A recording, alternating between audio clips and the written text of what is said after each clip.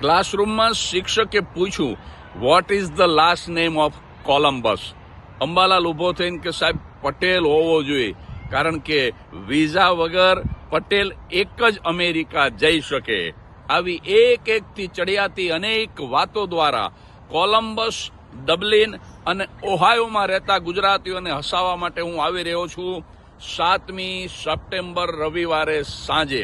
અને હા, તમે માત્ર 3 કલાક હસવાના, પણ તમારા હસવાથી હિન્દુસ્તાનમાં અનેક નીડી જરૂરિયાતમંદ માણસો આખી જિંદગી હસી શકશે, કારણ કે હાસ્ય પ્લસ સેવા is equal to Jagdish Trivedi. અને હા, 75% ટિકિટો વેચાઈ ગઈ છે.